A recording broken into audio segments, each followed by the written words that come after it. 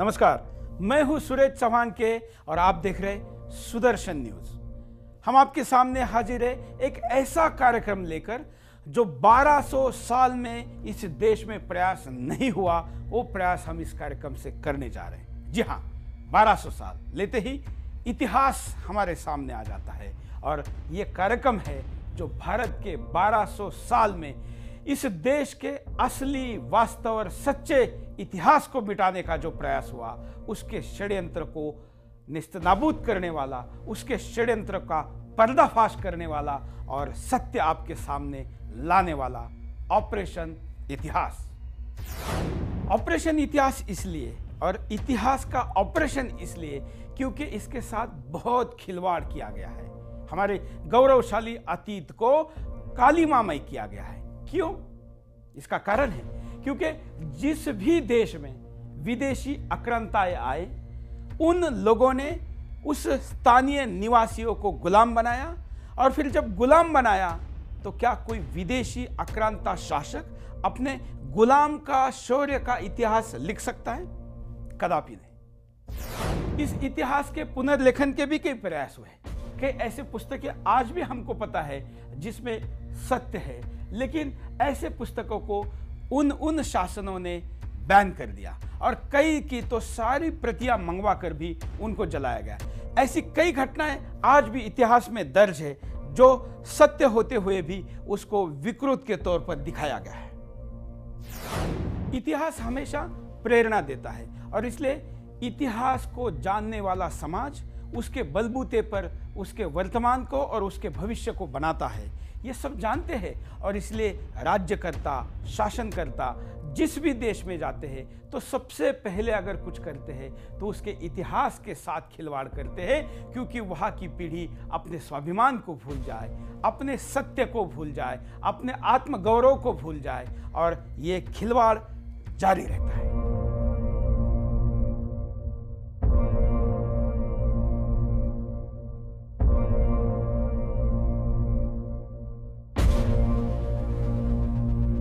हम जो इतिहास पढ़ रहे हैं, क्या वो भारत का वास्तविक इतिहास है?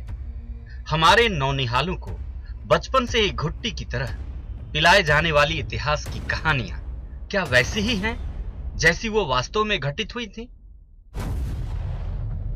हमारा इतिहास जो आज हमें जिस रूप में पढ़ने को मिलता है, वो कितना सच है?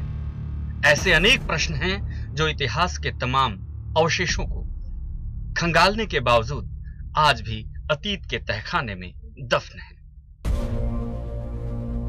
कारण यह है कि आज जिस इतिहास को हम पढ़ते हैं, उसे लिखने वाले लोग कभी हमारे शासक थे। हम उनके गुलाम थे। जिन अंग्रेजों और विदेशी आक्रांताओं ने वर्षों तक हमें गुलाम बनाए रखा, हमारी सभ्यता और संस्कृति को नष्ट करने की कोशिश की, हमारे स्वाभिमान को कुचलने की कोशिश की, उन्होंने ही जब हमारे सुनहरे अतीत की कहानी लिखने का ढोंग किया तो यह समझा जा सकता है कि हमारे इतिहास को कितनी तटस्थता से लिखा गया होगा। There are two aspects. The first is that the entire Indian history was written by the British, and in 1947 Nehru, for different reasons, chose to transpose into independent India whatever the British had done, education-wise, history-wise, legally wise. So the entire British system, which suited the British but didn't suit independent India, was adopted by Nehru and survives till today. विदेशी मुस्लिम आक्रमणकारियों के लगभग 1000 वर्ष और अंग्रेजों के लगभग 200 वर्ष, कुल मिलाकर 1200 वर्षों के विदेशी शासन में भारत का न सिर्फ भूगोल बदला, बल्कि इसका इतिहास भी एक सुनियोजित साजिश के तहत बदल डाला गया। भारत के स्वर्णिम अतीत के चमकते पन्नों को स्याह करने के षड्यंत्र की असली कहानी 1861 से शुरू होती है।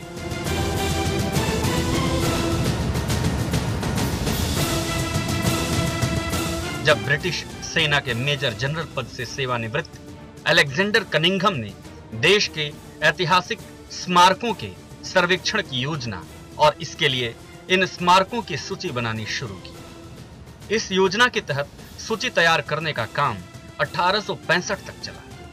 1866 में इस योजना को स्थगित कर दिया गया।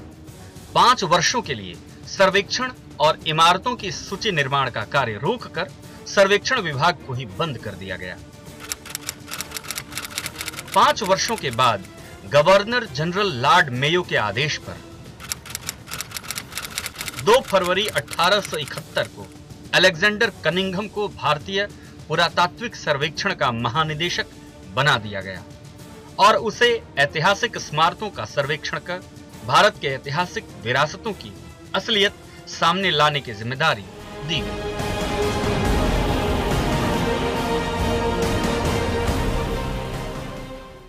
कनिंघम कोई इतिहासकार नहीं था, वो तो ब्रिटिश सेना का एक जनरल था जिसे रिटायर्ड होने के बाद ब्रिटिश हुकूमत ने भारत के तमाम स्मारकों और भवनों के सर्वेक्षण का कार्य सौंप दिया।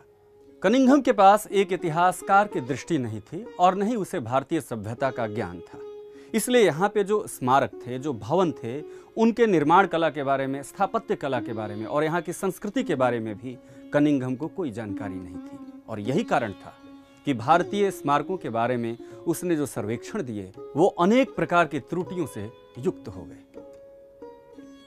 कुछ भारतीय इतिहासकार कनिंघम के सर्वेक्षण और उसकी रिपोर्ट को भारतीय इतिहास को एक अप्रतिम योगदान मानते हैं, लेकिन कनिंघम की भारतीय इतिहास, सभ्यता और संस्कृति के प्रति अज्ञानता और भारतीय इतिहास के मान मर्दन के कुटिल षड्यंत्र के कारण कनिंघम के सर्वेक्षणों को भारतीय इतिहास के सुनहरे पन्नों पर एक ऐसी स्याही के रूप में देखा जा सकता है जिसकी कालिमा से आज तक इतिहास मुक्त नहीं हो पाया है।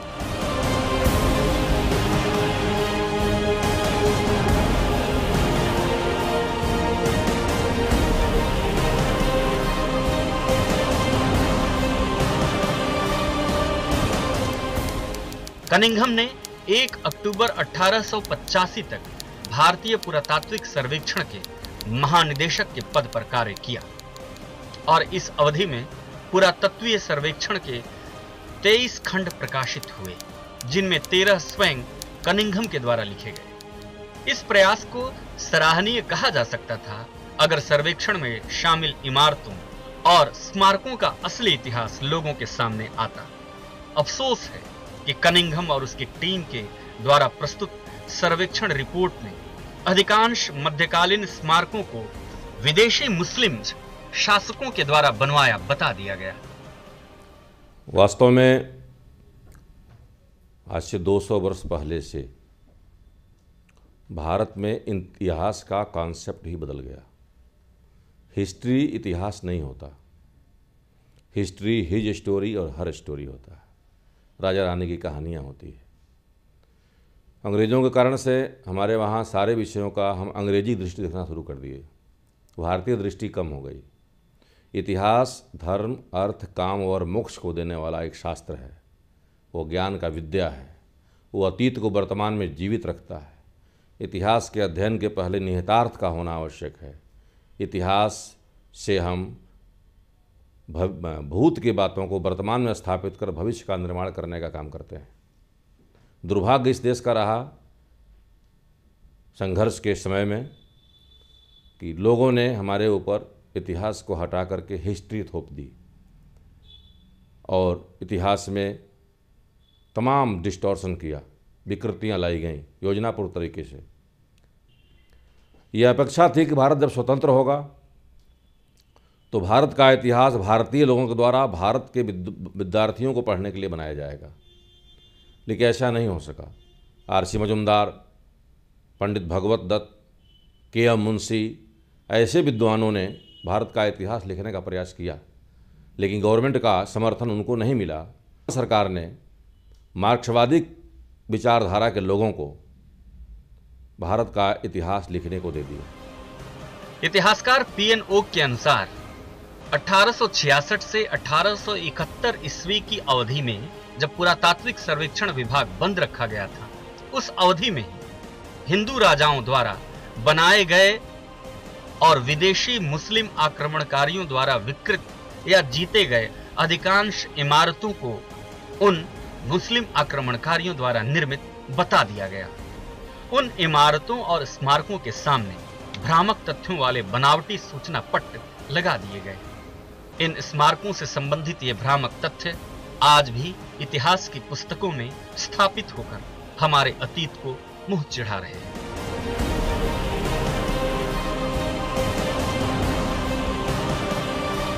देश की आजादी के बाद हमारे बुद्धिजीवियों और इतिहासकारों की जिम्मेदारी थी कि भारत का असली इतिहास वो लोगों के सामने लाए, लेकिन हमारे हुक्मरानों को देश के असली इतिहास को सामने लाने की नहीं, बल्कि विकृत इतिहास को ढोने की चिंता ज्यादा थी। यही कारण है कि आजाद भारत में जो देश का इतिहास लिखा गया वह भी गुलाम मानसिकता का ही द्योतक रहा। देश के स्वाभिमान को कुचलने का कुत्सित षड्यंत्र जो सदियों पहले शुरू हुआ वो आज भी जारी है। आज हम आजाद भारत में अपने ही देश के असली इतिहास को जानने से वंचित हैं। आज देश में इतिहास को फिर से नए सिरे से लिखे जाने की बात शुरू हो गई है। So, in my opinion, the entire history of India has to be rewritten. It's a must. It's a must for Indians. Anybody, Hindus, Muslim, Christian, that they look. The Christian has to look at what the Inquisition did in Goa. You know, I'm a born Christian. My father was a devout Catholic. You know, my uncle was a priest. You know, but what the Portuguese did in Goa, what the Inquisition has to be said. You know, and there are documents. There are books which have been written and which show what massacres happened, what sufferings, you know, the Hindus encountered in Goa. So, from the Aryan Invasion till today, going through Aurangzeb and Tipu Sultan and Inquisition, the entire history of India needs to be rewritten.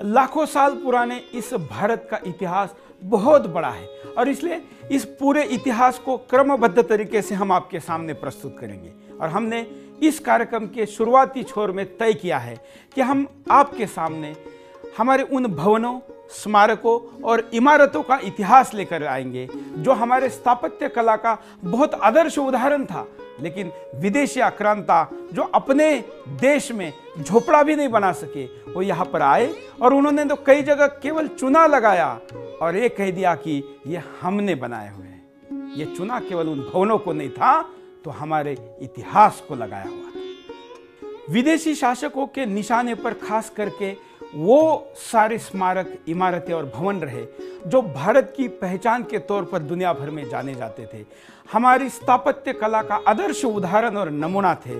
उनको देखकर देश भर में, दुनिया भर में दूसरे भवनों को बनाया जाता था और इसलिए हर आने वाली पीढ़ी को उन भवनों की तरफ अपने गौरव का, अपने अतीत का और हमारे पुरानी परंपराओं का, हमारे कौशल का ज्ञान होता था। और इसीलिए बताना जरूरी था कि ये भवन आपके पुरखों ने नहीं, हमने बनाए हुए। और ऐसे ही भवनों के कड़ी में हम आपके सामने इस देश के सैकड़ों ऐसे भवन और उनके इतिहास को लेकर आएंगे जो बनाए तो हमारे लोगों ने थे, लेकिन नाम उनके ऊपर लगा है उन शासकों का जो विदेश से आए हुए थे। इसी में सबसे पहले आज के एपिसोड में हम आपके सामने विषय लेकर आए हैं दिल्ली के लाल किले का। जी हाँ, वो लाल किला जिसके प्राचीर पर खड़ा होकर भारत का प्रधानमंत्री राष्ट्र को और दुनिया को संबोधित करता है, लेकिन मित्रों, हमें और आपको किताबों में पढ़ाया जाता है कि वो शाहजहां ने बनाया है। कनिंघम और उसके द्वारा नियुक्त ब्रिटिश सर्वेक्षकों के सर्वे और उसके रिपोर्ट ने भारत के तमाम ऐतिहासिक स्मारकों को उसके असली इतिहास से वंचित कर दिया। लाल किला भी इसी षड्यंत्र का शिकार हुआ। हिस्ट्री को डिस्टॉर्ट नहीं करना चाहिए। इतिहासकार का यह कर्तव्य नहीं है कि क्या सही था, क्या गलत था। इतिहासकार का कर्तव्य इतना ही है कि क्या था, इससे वो भूल गया है। इतिहास विद्या है, इतिहास पूरा विद्या है। वैज्ञानिक इतिहास लेखन ये कोई विषय नहीं है। सिस्टम थ्योरी से हम इतिहास नहीं लिख सकते। इतिहास एक कला है, एक आर्ट है, उसको विभिन्न जगहों से हम लेते हैं। इस स्मारक के बारे में जो प्रचारित प्रसारित हुआ वो झूठ आज एक ऐसा सच बन चुका है जिसे झूठ कहने का साहस कम ही लोग दिखा पाते हैं। कनिंघम के उस रिपोर्ट के अनुसार लाल किला को मुगल बादशाह शाहजहां ने 1638 से 1648 ईस्वी के बीच बनवाया। शाहजहां ने शाहजहानाबाद नामक शहर भी बसाया। उसके अनुसार लाल किले की निर्माण योजना, शिल्प, कला एवं सौंदर्य मुगल निर्माण शैली का शिखर है। बाबर से लेकर के और शाहजहां औरंगजेब तक, औरंगजेब के बाद तक बहादुर शाह जफर तक, इसमें कोई भी ऐसा राजा नहीं था जिसको आर्ट के प्रति बड़ी रुचि रही हो। और काम करने वाले जो लोग थे वो सारे के सारे लोग भारतीय थे, भारत के लेबर थे, भारत के मिस्त्री थे, भारत के कर्मचारी थे। ये सारे के सारे जो राजा थे 24 घंटे दिन रात युद्ध में लिप्त थे और युद्ध से समय बचता था उसमें अय्याशी करते थे। कोई रचनात्मक काम इनके जिम्मे नहीं था। तो ये सारे जो प्रसाद बने हुए हैं जगह जगह, वो उन्होंने किसी कला और किसी आर्ट से बनाया होगा, उसको हम नहीं मानते। उसके अनुसार लाल किला मुगल बादशाह शाहजहां की नई राजधानी शाहजहानाबाद का महल था। लाल किले की निर्माण शैली को पूर्वाग्रह ग्रस्त इतिहासकारों ने यूरोपीय, फारसी और भारतीय कला का संगम बताते हुए इसे अलग शाहजहानी शैली का नाम दे दिया। अरब में जब उस समय के अरब का वर्णन करते हैं और देखते हैं तो नहीं लगता कि अरब में बहुत बड़ी बड़ी इमारतें ऐसी रही होंगी। आज भी नहीं है, तब भी नहीं रही होंगी। तो कहाँ से उनके इतने आर्ट के लोग आ गए? इन्होंने कहा ये मुस्लिम आर्ट है, ये ट्रांसऑक्सियाना आर्ट है। कैसे बना? यहीं से लोग वहाँ गए और वहाँ से फिर आकर यहाँ बनाए। अपने अनुसार उन्होंने उसका निर्माण किया और उसको मुस्लिम आर्ट का नाम दे दिया, कुछ और समाप्त कर दिए, कुछ सपाट दीवार बना दिए। रिसर्च की आवश्यकता इसकी है। लाल किले के निर्माण के बारे में इतिहासकार अलग अलग राय व्यक्त करते हैं। ये अलग अलग राय भी लाल किले की ऐतिहासिक तथ्यों की विकृति का एक बड़ा कारण बनी। सदियों से लाल किला के बारे में जो बताया गया है यहाँ के लोगों को, वो आज यहाँ के लोगों के मन में रच बस गया है। बड़ा मुश्किल है इन भ्रांतियों का जो लाल किला के बारे में लोगों के मन में है उनको निकालना, और इससे भी बड़ा मुश्किल है उन नौनिहालों के मन से इन भ्रांतियों को दूर करना जो पाठ्य पुस्तकों के माध्यम से उनके दिमाग में रच बस गई। एच.सी. फंशा अपनी पुस्तक दिल्ली विगत और वर्तमान के पृष्ठ संख्या 20 पर लिखते हैं कि लाल किले के निर्माण में 10 साल लगे। उसके तुरंत बाद दिल्ली नगर का निर्माण शुरू हुआ। दिल्ली नगर बसाने का श्रेय भी शाहजहां को ही जाता है। इसके अनुसार 1648 में लाल किला बनकर तैयार हो गया। यह तथ्य स्पष्ट है कि शाहजहां 1657 ईस्वी में बीमार पड़ा। उसके बाद उसने राजकाज नहीं संभाला। मतलब कि 1648 से 1657 के बीच के 9 वर्षों में ही उसने पूरी दिल्ली बसा दी, जबकि लाल किले के निर्माण में 10 वर्ष लग गए। ऐसे ही अनेक तथ्य देशी विदेशी लेखकों और इतिहासकारों ने दिए जो लाल किले की वास्तविकता के आगे भ्रम का ऐसा मकड़जाल तैयार करते गए जिससे निकल पाना आज तक संभव नहीं हो पाया। इस झूठ को हमारे सामने ऐसे प्रस्तुत किया जा रहा है जैसे यही सच हो। लाल किले के बारे में पाठ्य पुस्तकों में, सामान्य ज्ञान की पुस्तकों में, यहाँ तक कि संसद में सरकार के तरफ से दिए जाने वाले जवाबों में भी झूठ झूठ और केवल झूठ है। और इस झूठ से कभी तो पर्दा उठाना पड़ेगा ना। और इसलिए ऑपरेशन इतिहास के इस लाल किले के एपिसोड में तथ्य हम आपको दिखाते हैं। लाल किले के संबंध में प्रचलित भ्रामक मान्यताओं से अलग एक सच्चाई है जिसे जानकर भी अधिकांश इतिहासकारों ने नजरअंदाज किया है। लेकिन कुछ ऐसे भी इतिहासकार रहे हैं जिन्होंने तटस्थ रहकर सच्चाई जानने की कोशिश की। उन्हें इतिहासकारों की कोशिशों से ऐसा सच सामने लाया जा सका जिसे स्वीकार करने का साहस आज के बुद्धिजीवियों में नहीं दिखता।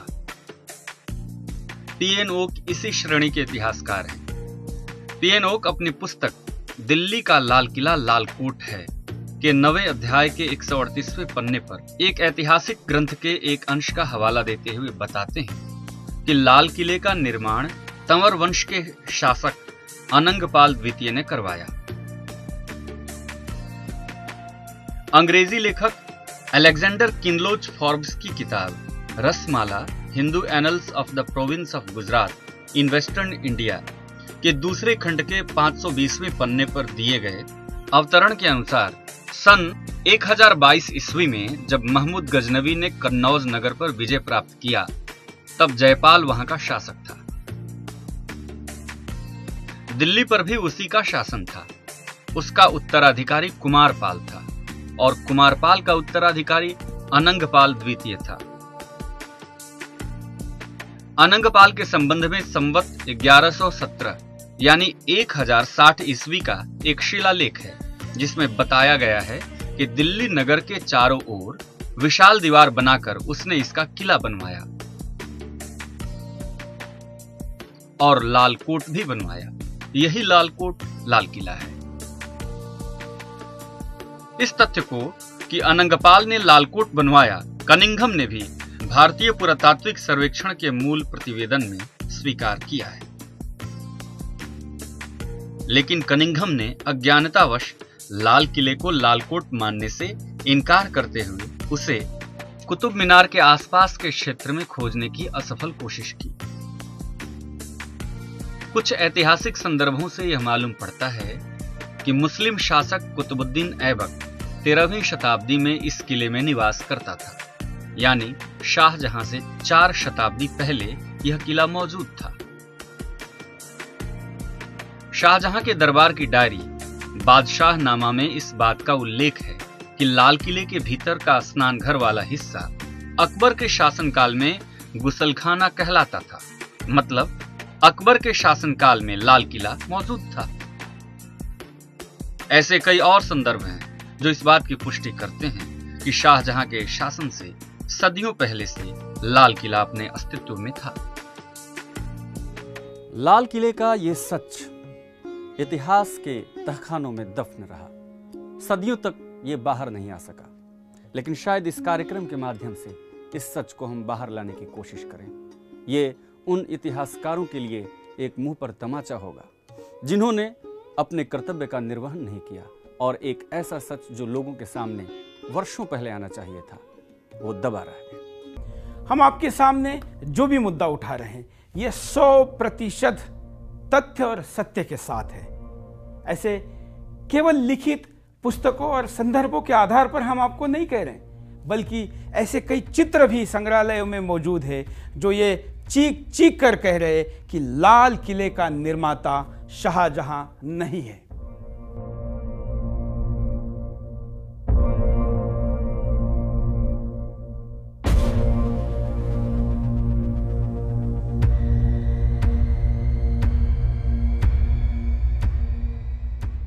लाल किले की इस सच्चाई को एक कुटिल षड्यंत्र के तहत जिस तरह दबाया गया वह पीड़ादायक है, लेकिन उससे ज्यादा पीड़ादायक है देश के मूर्धन्य इतिहासकारों द्वारा इतिहास की सच्चाई से आंखें मूंद लेना। लाल किले की सच्चाई जो हमने आपको बताई है वो पूरी तरह से प्रमाणों पर आधारित है। देश के कुछ इतिहासकारों ने इस विषय पर शोध करके इन प्रमाणों को इकट्ठा किया है। वर्तमान लाल किला अनंगपाल द्वारा बनाया गया लाल कोट है। अगर इस बात की पुष्टि हो जाती है तो फिर इस बात को सिद्ध करने की जरूरत नहीं कि लाल किले का निर्माणकर्ता शाहजहां नहीं था। कनिंघम के अनुसार लाल कोट का निर्माण अनंगपाल ने 1052 ईस्वी में करवाया, लेकिन उसने यह मानने से इनकार कर दिया कि लाल किला ही लाल कोट है। उसने इस बात का भी कोई ठोस प्रमाण नहीं दिया कि लाल किला अगर लाल कोट नहीं है तो लाल कोट है कहां। कुछ इतिहासकारों के अनुसार लाल कोट ही लाल किला है। दिल्ली और उसके आसपास लाल दीवारों वाला ऐसा कोई भवन और नहीं है जिसे लाल कोट माना जाए। इतिहासकार पीएन ओक ने इस विषय पर विस्तार से काम किया है और अपनी पुस्तक दिल्ली का लाल किला लाल कोट है में उन्होंने इस पूरे विषय पर विस्तार से प्रमाण पेश किए हैं। तैमूर लंग, जिसने भारत पर आक्रमण कर यहां पर धन दौलत लूटा, के इतिहास लेखक शरफ अद-दीन अल यजीदी ने 1424 से 1428 के बीच लिखी पुस्तक जफरनामा में लाल कोट का पर्याप्त उल्लेख किया है। शाहजहां के 31 वर्षों के शासनकाल से लगभग 200 वर्षों पहले ही तैमूर के इतिहासकार ने अपनी पुस्तक में लाल कोट का जिक्र किया है, तो फिर इस लाल कोट अर्थात लाल किले को शाहजहां के द्वारा बनवाया गया कैसे माना जाए? उनका ये मानना है कि 1945 के पहले के जितने मुस्लिम मॉन्यूमेंट बने हुए हैं उसमें 99% हिंदू स्थानों को तोड़कर ही बनाया गया है। और ये प्रत्यक्ष दिखता है, सीधे जाकर देखता है, लोग देखते हैं, देख के आते हैं, सब कहते हैं। लेकिन वो स्थापित तभी माना जाएगा जब इतिहासकारों द्वारा, वास्तुशास्त्रियों के द्वारा और आर्कियोलॉजिकल सर्वे ऑफ इंडिया के द्वारा उसकी ठीक से टेस्टिंग करके, उसकी लकड़ियों का टेस्टिंग करके और उसका डेटिंग हम कर सकें तो वो साफ साफ हो जाएगा। ऐसे हमारा तो मानना ही है, मुग़ल इस देश का निर्माण करने के लिए नहीं आए थे, वो एक आक्रांता के रूप में आए थे, एक लुटेरे के रूप में आए थे। उनसे अपेक्षा करना कि बड़े बड़े प्रसाद बनाएंगे और बड़ी बड़ी चीज़ें बनाएंगे, ये तो संभव ही नहीं है। लेकिन हमारा कहना ये सब कुछ नहीं है, इसलिए उसको वैज्ञानिक पद्धति से उसकी टेस्टिंग होनी चाहिए और उससे साफ साफ बातें सामने आ जाएंगी। विदेशी लेखक और इतिहासकार कीन के अनुसार आगरे का लाल किला अशोक के काल का हो सकता है, अर्थात ईसा पूर्व 3री शताब्दी का। चूंकि दिल्ली और आगरे के किले की निर्माण शैली, साज सज्जा एवं रूपरेखा में इतनी समानता है कि इस बात की पूर्ण संभावना है कि दिल्ली का लाल किला भी शाहजहां के शासनकाल से सदियों पुराना हो। इतिहासकारों की प्रचलित मान्यता के अनुसार शाहजहां ने 1638 से 1648 के बीच लाल किले को बनवाया,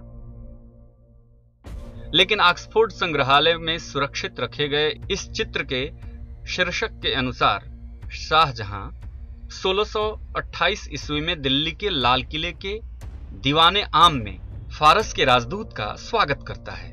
इस चित्र को एमएस ओंसले नाम के शोधकर्ता ने खोजकर ऑक्सफोर्ड में सुरक्षित किया था। अब सवाल यह उठता है कि अगर लाल किले का निर्माण 1648 में पूरा हुआ तो उसके 20 साल पहले ही शाहजहां लाल किले के दीवाने आम में फारस के राजदूत का स्वागत कैसे कर सकता है? इसका अर्थ यह हुआ कि शाहजहां के फरवरी 1628 में राजगद्दी पर बैठने के समय एवं उसके बाद फारस के राजदूत से मिलने के समय लाल किला अपने अस्तित्व में मौजूद था। स्पष्ट है कि लाल किले को शाहजहां ने नहीं बनवाया, बल्कि लाल किला उसके राज से वर्षों पहले से ही निर्मित है। लाल किले के बारे में उपलब्ध साहित्य का अगर अध्ययन किया जाए तो ऐसे तमाम प्रमाण और सबूत पहले से मौजूद हैं जो ये बताते हैं कि लाल किला शाहजहां के राजकाल से वर्षों पहले, सदियों पहले निर्मित हुआ था। ऐसे कई साहित्यिक प्रमाण आज भी उनकी पांडुलिपियां उपलब्ध है। जफरनामा, बादशाहनामा और ऐसे ही अनगिनत कितने ऐसे ही साहित्यिक दस्तावेज हैं जो चीख चीख कर कहते हैं कि लाल किला का अस्तित्व, लाल किला का वजूद शाहजहां के शासनकाल से वर्षों सदियों पहले से था। अनेक इतिहासकार यह भी मानते हैं कि शाहजहां 1648 ईस्वी में पहली बार दिल्ली आया, जबकि 1628 ईस्वी में ही उसने लाल किले में फारस के राजदूत का स्वागत किया था। लाल किले में कुछ जब हम मुस्लिम जो लेखक हैं उनकी जब पुरानी पुस्तकें पढ़ते हैं तो उन पुस्तकों में कुछ ऐसी बातें आ जाती हैं, जैसे अलाउद्दीन खिलजी के बारे में कहा है कि वो कुश के लाल यानी कि लाल किले में बैठ के मतलब शासन करता था। तो वो एक बात इस बात का संकेत करती हैं कि ये शाहजहां से पूर्वकालीन रचना थी। वस्तुतः बाबर से औरंगजेब तक के लगभग सभी मुगल बादशाह बीच बीच में दिल्ली में अपना दरबार लगाते थे और कुछ अवधि तक दिल्ली में ही रहा करते थे। शाहजहां भी ऐसे दरबार लगाया करता था। लाल किले के निर्माण के संबंध में प्रचलित मान्यताओं के अनुसार कई ऐसे तथ्य हैं जो स्पष्ट करते हैं कि लाल किला शाहजहां द्वारा निर्मित नहीं हो सकता। सवाल है कि अगर शाहजहां ने इतने धन खर्च कर लाल किले का निर्माण करवाया तो इतने विशाल भवन में कोई उपासना स्थल यानी मस्जिद क्यों नहीं बनवाई?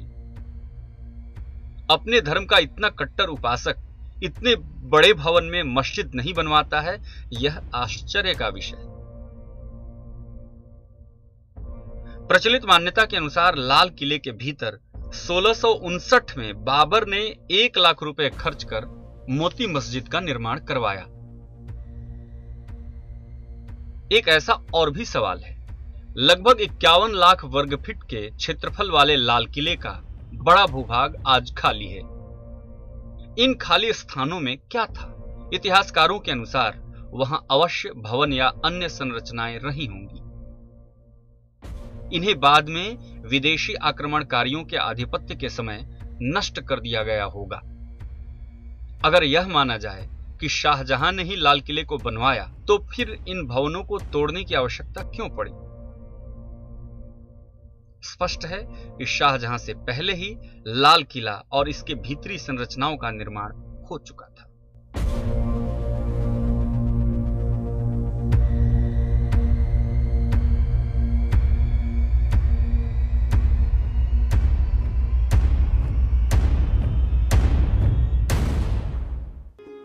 सैकड़ों एकड़ में फैला हुआ ये लाल किला उसके स्थापत्य कला के कारण भी हमारे दावे की साथ देता है। अगर हम इस किले को देखेंगे तो उसके अंदर के गुंबद, उसकी नक्काशियाँ, उसमें स्वस्तिक जो हमारी सांस्कृतिक पहचान है, कमल का निशान, इसके अष्टभुजी होना, तमाम ऐसे साक्ष्य तथ्य आज भी, मैं जब बोल रहा हूं इस वक्त भी मौजूद है, जो चीख पुकार कर ये कहते हैं कि ये भारतीय स्थापत्य कला का वो उदाहरण है जो केवल किसी हिंदू राजा द्वारा ही स्थापित किया जा सकता है।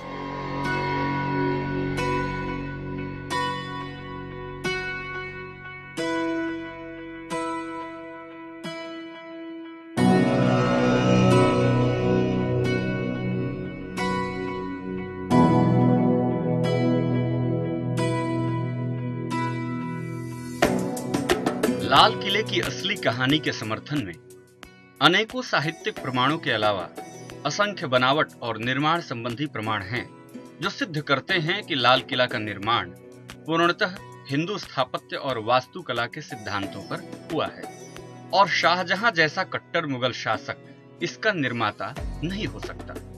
लाल किले का निर्माण हिंदू निर्माण कला के सिद्धांतों पर हुआ है, इसके कई प्रमाण किले के भ्रमण के दौरान मिलते हैं।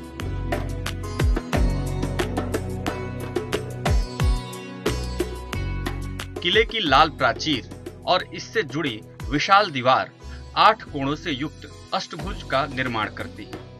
इसके मंडप, प्रासाद, 80 बुर्ज और इस पर आच्छादित 80 शीर्ष और स्तंभ भी अष्टकोणीय हैं। इतिहासकार पीएन ओक के अनुसार निर्माण कला में अष्टकोण अनिवार्य रूप से हिंदू वास्तु और निर्माण कला का ही अंग है। जानकारी के लिए बता दें कि हिंदुओं की आस्था का महान केंद्र रहा अयोध्या भी अष्टकोणीय स्वरूप में ही बसाया गया था। लाल किले का रंग लाल है, जो पूर्णतः लाल न होकर भगवा रंग से मिलता जुलता है। अगर लाल किला हिंदू निर्माण कला पर आधारित न होकर इस्लामी निर्माण शैली पर आधारित होता, तो लाल किले का रंग लाल न होकर हरा होना चाहिए था, क्योंकि इस्लामी निर्माण कला में हरे रंग को प्राथमिकता दी गई है। लाल किले के बुर्जों पर स्थित गुंबदों के ऊपर पुष्प छत्र बने हुए हैं। पुष्पाच्छादित छत्र हिंदू शिल्प कला की एक विशिष्ट शैली है, जिसे भारत के कई हिंदू मंदिरों और राजमहलों में देखा जा सकता है। लाल किले के भीतर अवस्थित रंगमहल, दीवाने आम जैसी इमारतों की सपाट छतें और इसके चारों कोनों पर 4 कोणों वाली छतरियां राजस्थान की विशिष्ट हिंदू शिल्प कला का उदाहरण है। राजस्थान के महलों में आज भी छतों पर ऐसी छतरियां देखने को मिलती हैं।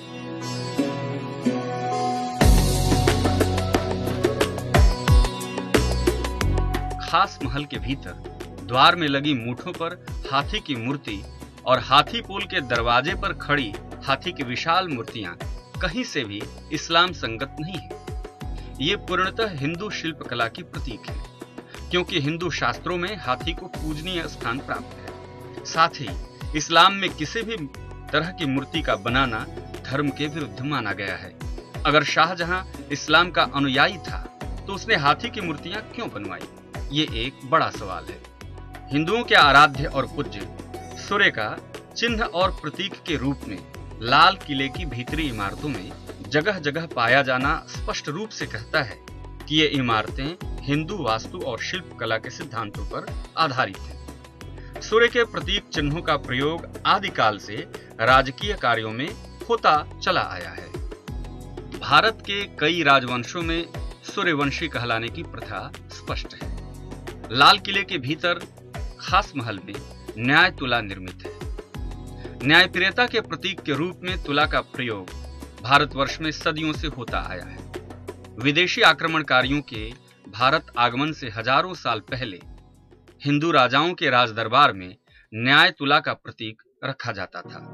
मुगलों और अन्य विदेशी आक्रमणकारी सभ्यताओं में न्याय तुला के अस्तित्व का प्रमाण नहीं मिलता। ऐसे में खास महल का न्याय तुला स्पष्ट करता है कि लाल किला किसी मुगल शासक द्वारा निर्मित नहीं हो सकता। इस न्याय तुला के ऊपर दिखाया गया सूर्य और उसके दोनों ओर बने हुए शंख और कलश में रखे दंडी सहित कमल पुष्प स्पष्ट रूप से इन इमारतों के हिंदू मूलक होने की पुष्टि करते हैं। लाल किले के मेहराबों के दोनों तरफ सूर्यमुखी के पुष्प भी लाल किले के हिंदू निर्माण शैली पर आधारित होने की पुष्टि करते हैं। दीवाने आम में लगे स्तंभों की पंक्तियां, उनके ऊपर की नक्काशी, बनावट, चित्र आदि भी पुष्टि करते हैं कि ये भवन भी हिंदू शिल्प और वास्तुकला के सिद्धांतों पर निर्मित है। दीवाने आम महल के ये स्तंभ, ये नक्काशियां और ये चित्र साफ साफ बोलते हैं, स्पष्ट इशारा करते हैं कि ये महल किसी मुगल बादशाह के द्वारा बनाया हुआ नहीं हो सकता है, क्योंकि इन स्तंभों पे जो नक्काशियां की गई हैं और इसके भीतरी दीवारों पर जो चित्र हैं वो कहीं से भी इस्लाम परक नहीं दिखते हैं। लाल किले के भीतर के महलों के नाम भी हिंदू मूलक हैं। रंग महल, सावन महल, भादो महल, मोती महल, हीरा महल, हाथी पोल, गुलाल बाड़ी, केसर कुंड आदि ऐसे नाम हैं जो पूर्णतः हिंदू मूलक हैं। अगर इन भवनों का निर्माण शाहजहां ने करवाया तो इन्हें हिंदू मूलक नाम क्यों दिया, ये एक बड़ा सवाल है।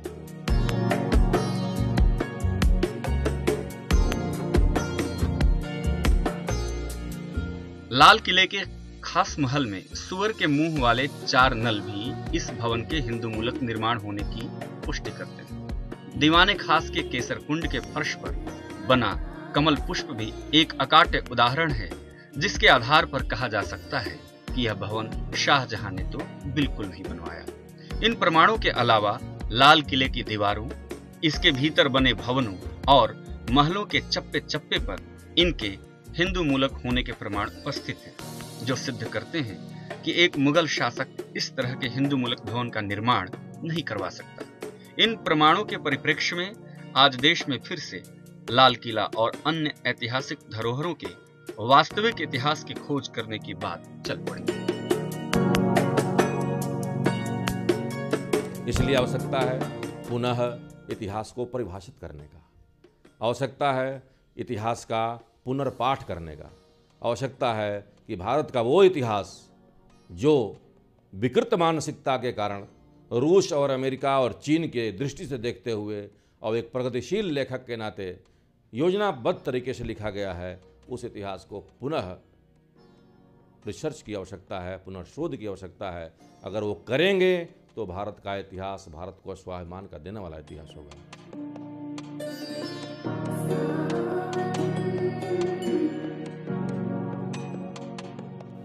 लाल किले की इस तथ्य और सत्य को जो हमने आपके सामने प्रस्तुत किया, इसे कई बार कई विदेशी स्वतंत्र इतिहासकारों ने भी एंडोर्स किया है।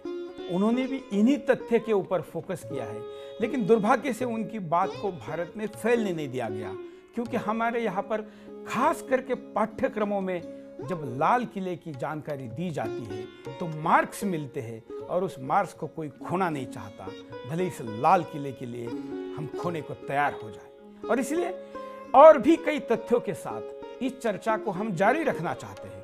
हम भारत के उन लोगों को भी आह्वान करते हैं जो हमारे बातों से हो सकता है सहमत ना हो, क्योंकि सत्य को कोई आँच नहीं है और हम उनके साथ इस सत्य के ऊपर चर्चा करने के लिए 24 घंटे तैयार हैं। 1 घंटे के इस कार्यक्रम में लाल किले के ऊपर समय की तो कमी है, लेकिन साक्ष्य तथ्य इसकी कोई कमी नहीं है। ये चर्चा आगे भी जारी रहेगी, लेकिन आज के कार्यक्रम में हम यहीं पर रुकते हैं। लेकिन ऑपरेशन इतिहास में अगले हफ्ते हम आपके सामने और एक इमारत को लेकर आएंगे जिसका झूठ हिंदुस्तान में आज भी जारी है और उसका सच हम प्रस्तापित करेंगे। आज के लिए इतना ही। नमस्कार।